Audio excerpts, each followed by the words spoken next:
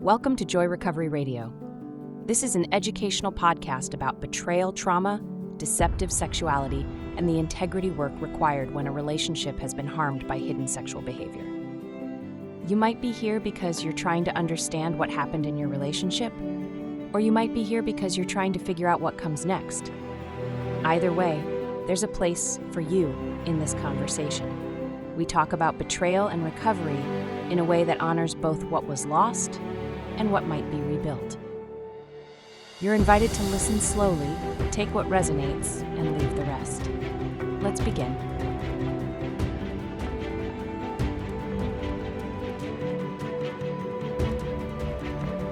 I want to describe something today that I've watched happen enough times that I can almost set my watch by it. I don't think very many people have a word for it, so Jacqueline and I have started calling it the recovery wall. Here's what it looks like. A man gets caught or exposed, or maybe he confesses, and the ground opens up underneath him. He may very well lose his relationship. He might lose access to his kids. He might lose his reputation, his job, his sense of himself as a decent man. The fear that comes with all of that is enormous. And that fear does something dramatic. Overnight, he often changes. He stops the acting out behavior cold. He starts going to therapy and joins groups. He checks in with her constantly. He's terrified. And from the outside, it can look like one of the fastest, most complete 180s, a total turnaround, a success story. And a lot of the time, the change is real. The behavior sometimes actually stops. And then time passes, 6 months, year, maybe 2 years. And the crisis fades. She's not threatening to leave every week anymore. Life gets more quiet. The floor feels solid again. Somewhere in there, often between 6 months to 2 years, a lot of men hit the wall. The wall is what happens when the fear that was driving all the change starts to evaporate. And the man discovers there wasn't much else underneath it. The transparency gets a little thinner. The check-ins start to feel like an inconvenience or even an imposition to him. Small omissions begin to creep back in, but then bigger ones. He starts keeping secrets again. He starts, quote, slipping, which Jacqueline and I hate that term. Total minimization. But the slipping, he doesn't say anything. Nothing dramatic happens necessarily. He just quietly stops growing. And what looked like recovery turns out to have been a very strong, long-lasting fear response. But now it's fading. That's what I want to get into today. Why recovery that runs on fear and consequences tends to stall. It hits the wall. Or it comes apart eventually. And what has to be there underneath instead, if change is going to hold once fear is no longer the main driver. For the men in this, whether you're 2 weeks past discovery or 2 years, I want you thinking about your own fuel supply, your own motivation. What's actually driving your change right now, today? And what happens to it when the pressure comes off? For the partners, I think this might explain or describe a fear you might not have said out loud to him. You've watched him do everything right, but there's a part of you that's still bracing for the day that his effort runs out. Listen, I'm not against consequences. Consequences work at first. Consequences are often exactly what is needed. And fear is not a wrong thing to be motivated by at the start. When a secret life gets exposed, the man's whole nervous system goes into threat. And threat is a powerful driver. It cuts through denial in a way that almost nothing else does. A guy who spent years telling himself that it wasn't that bad, that he had it under control. Nobody was really getting hurt. He suddenly has all of that ripped away because the person he lied to is standing in front of him, destroyed, devastated. And the consequences are real and they are immediate. Fear gets his attention. Fear makes him willing to do things he would never have agreed to a month ago. Hand over his phone, answer humiliating questions, sit in a room and be told exactly how much damage he has caused. So I'm glad when fear shows up. Honestly, in the early days, fear is often the only thing strong enough to stop the behavior. And stopping the behavior is the first thing that has to happen. If he doesn't stop, nothing else happens. I'll take fear-driven elimination over continued harm and deception every single day. Just about every recovery journey I have seen begins out of fear and consequences, including my own journey. And this is what fear is good at. It's good at stopping things. It's good at producing compliance to new rules and new expectations. With enough threat, most men will follow the rules, or at least while they're being watched.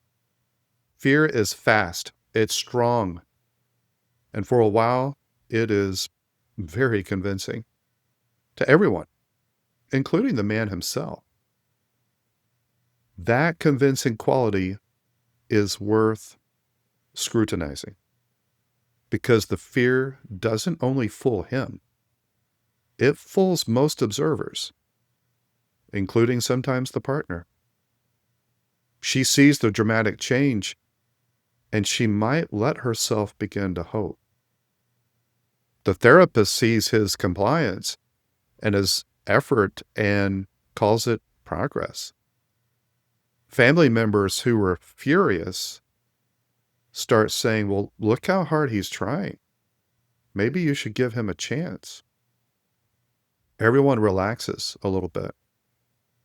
And no one is wrong to notice the change because the change is real. It's just that nobody in those early moments can tell the difference between change that's powered by fear and change that's powered by something that will still be there 3 years plus. The two look identical in the beginning. Time is the only thing that tells them apart. Fear is a response to a threat. Take away the threat, the response fades. Fear simply works that way. It is designed to switch off once danger passes. It has to. You'd never be able to function if you live your whole life with a fear response. So any change that is powered mainly by fear, it has an expiration date. It's baked into it. The fuel is designed to run out. It's not a matter of will the fear fade? It will fade. It always fades. The question is, what did you build underneath it that's still burning when the fear's gone? Do you want to go deeper with teaching like what you're hearing today? That's why we created the Joy Recovery Academy. The Academy is our flagship educational space, designed to help you make sense of betrayal trauma, integrity abuse, and what real recovery actually looks like. This is where clarity replaces confusion and where you finally get a map for your recovery, for both the betrayer and the betrayed. The Academy includes live teaching with Q&A twice a week, and every live teaching is available anytime in our on-demand video library in case you can't make the live event. The Academy also features hundreds of the same tools and resources that we use with our private coaching clients. Right now, you can get the first 7 days free, so you can check it out and see if it is what you're looking for. Go to joy-recovery.com, click Academy, and join us today. Fear has a ceiling. If fear can get a man to stop, why isn't that enough? Stopping is good. But why does the change so often stall? Why does he hit the wall? The answer is in what kind of change fear can produce and the kind it cannot produce. In our framework in the men's pathway that I work in, we think about men's recovery as 3 domains: integrity, impact, integration. The 3 I's. Integrity is stopping the harm, ending the deception. Impact is developing the capacity to face the harm, to be present to what it did to her, and to attend to her. Integration is the deepest pillar, and it's the long work of taking apart the inner machinery that caused the harm in the first place. Things like the entitlement, the distorted beliefs, the image management, the self-deception, the whole internal setup that ran underneath the behavior. Now watch where fear can reach and where it cannot. Fear is great at the surface level of integrity, the first I. It can get a man to stop the acting out behavior and comply with the new expectations. What fear cannot do is any of the deeper work. Fear is not going to dismantle entitlement.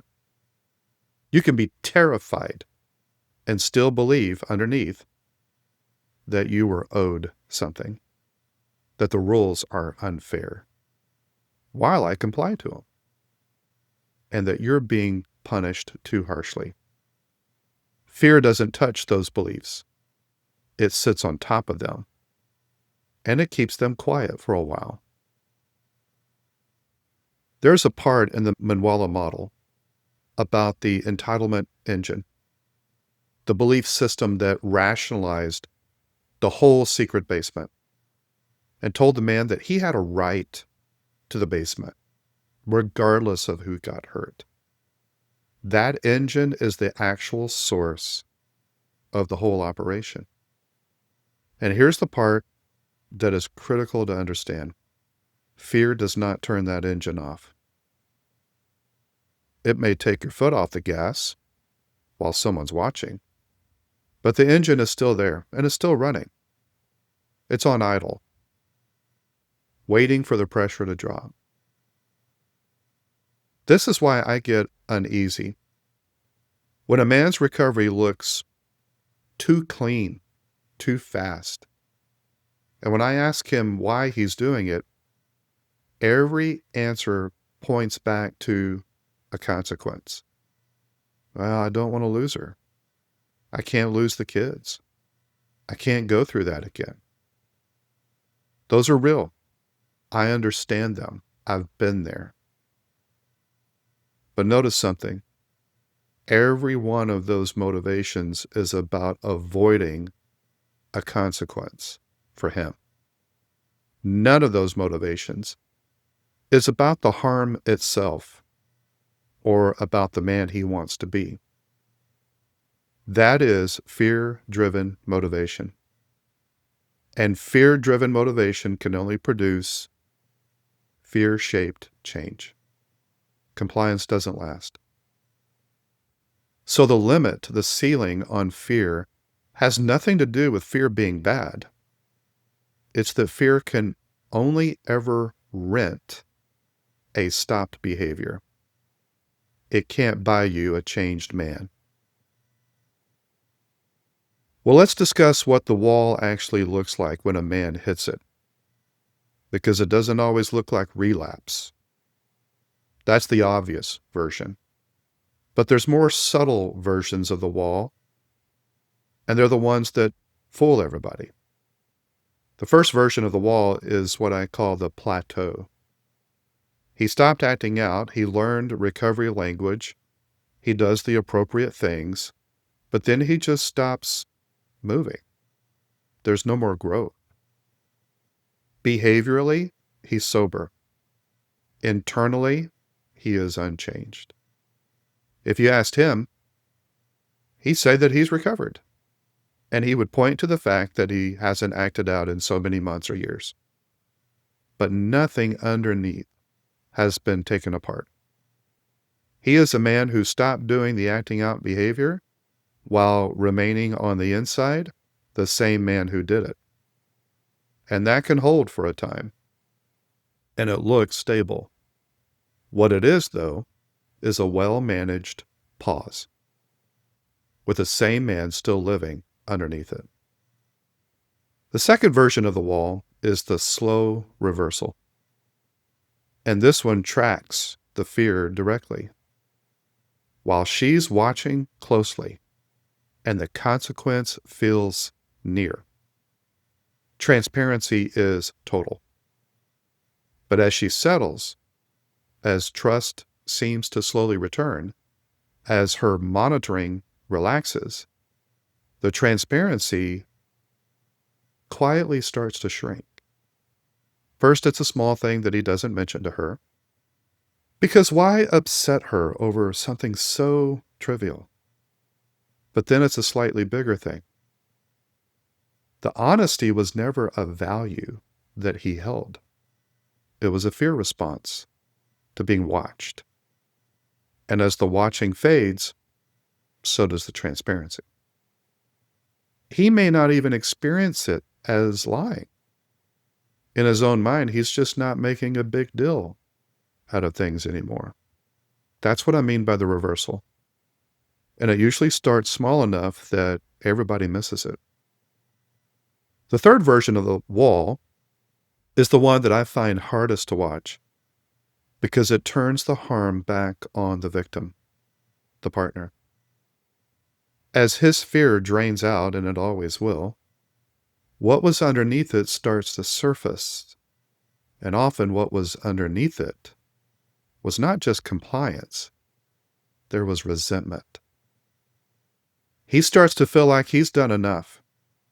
He starts thinking, when do I get my life back? When do I get my freedom back? When is she going to get over this? How long am I supposed to keep paying for the mistakes of the past? In the Manwala model, there are behaviors listed for exactly this, demanding that the victim get over it and move on, operating from an expectation of impunity.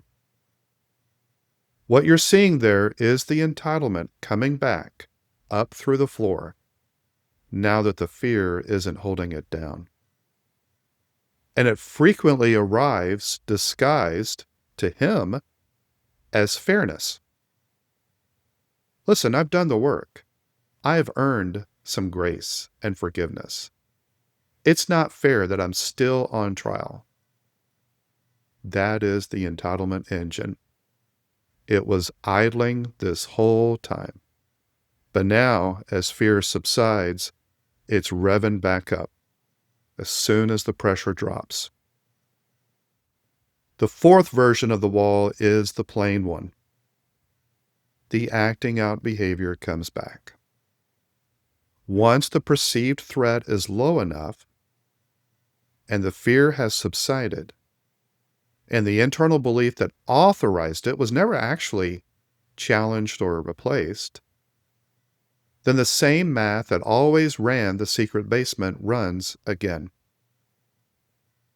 This is what our framework warns about when it says skipping the deep work risk a relapse that goes deeper than behavior. The conditions that built the basement were never removed. New behavior got layered on top of the same foundation. And a foundation like that tells on you eventually. I don't want to make this sound like every fear-driven man is doomed. That's not what I'm saying. I don't actually believe that. Plenty of men start out running entirely on fear. And then somewhere in the work, something shifts. And a different reason, a different motivation to change comes online. That was true for me. The fear was the on-ramp. That happens, and it's good when it does. It should. But what I'm saying is that fear alone has never been enough to finish recovery.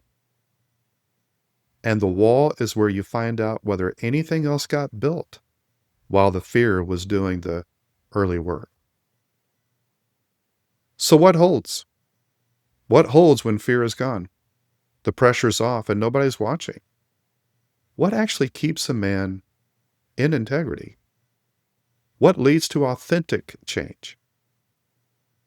The short version is that the change has to stop running on the fear of consequences and start running on the man himself.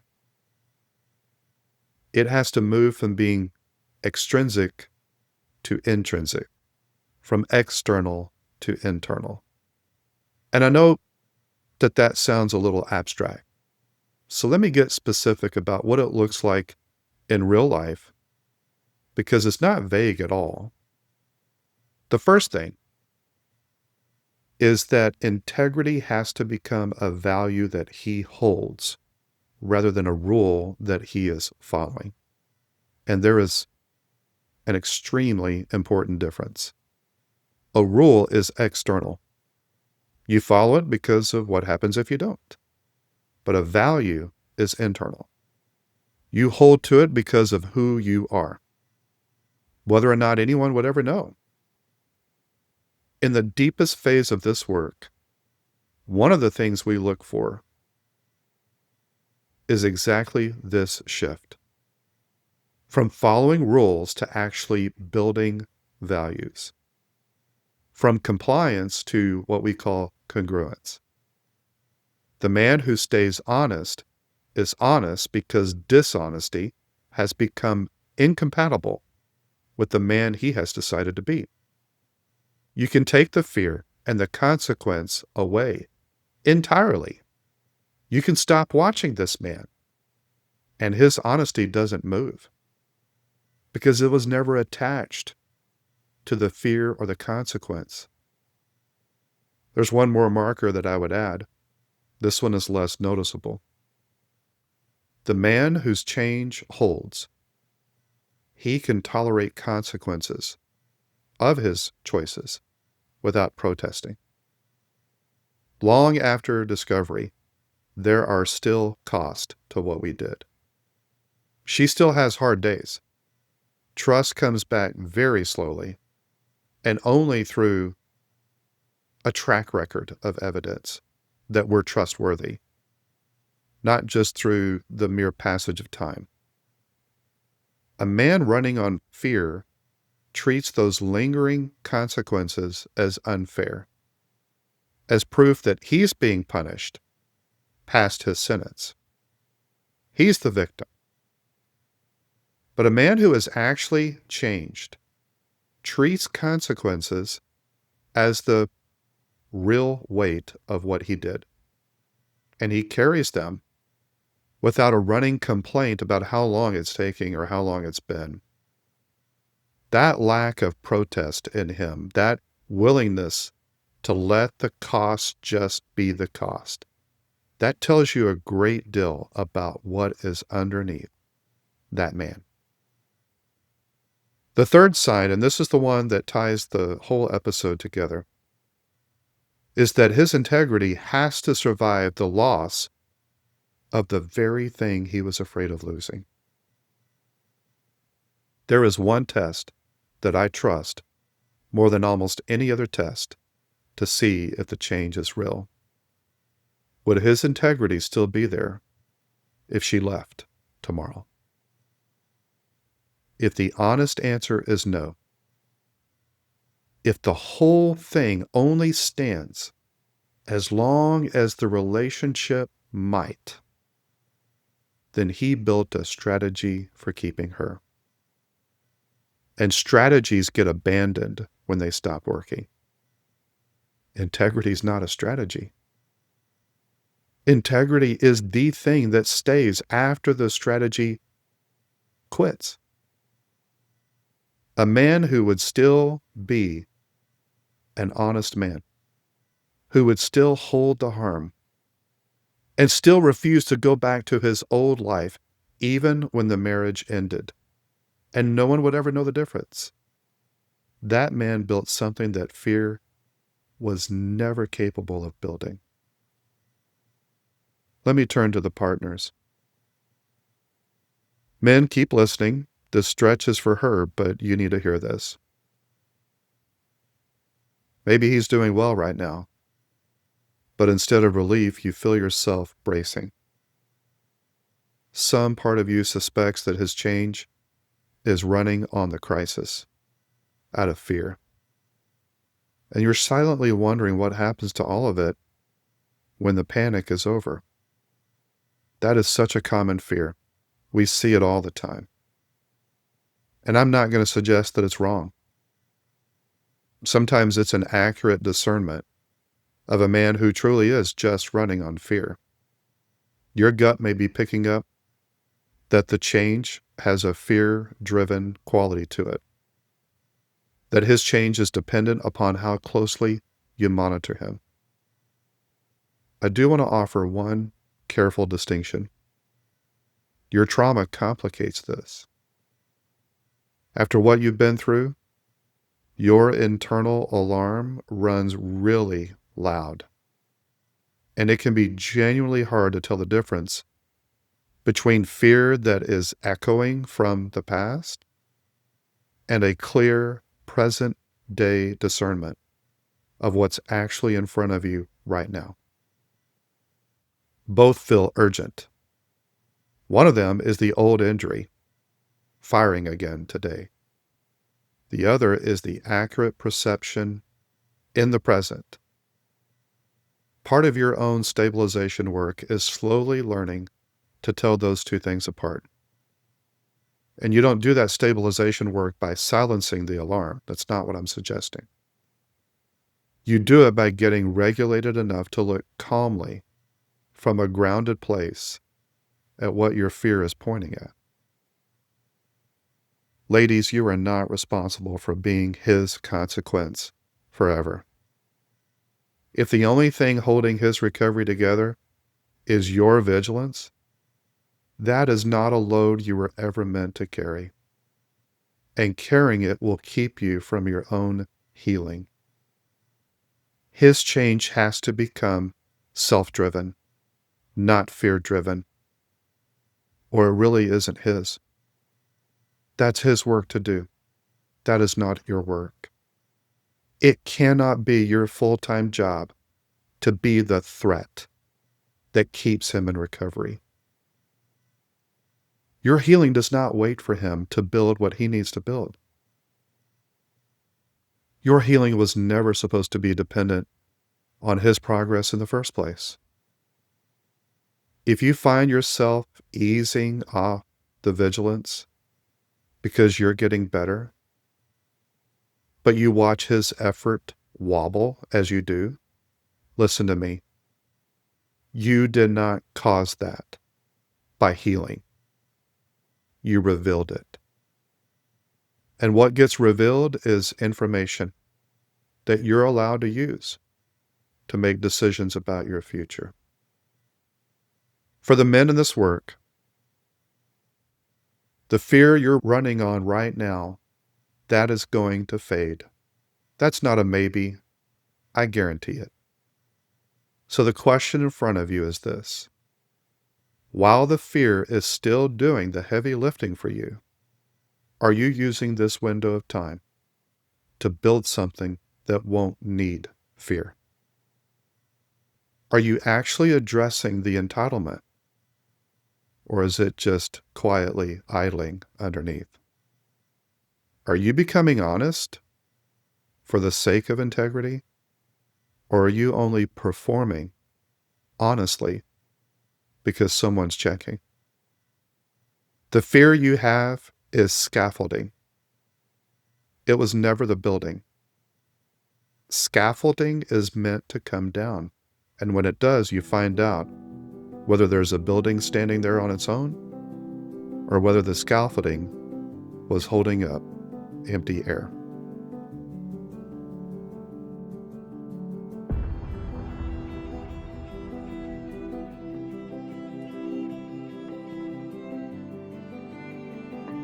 Thank you for listening to Joy Recovery Radio.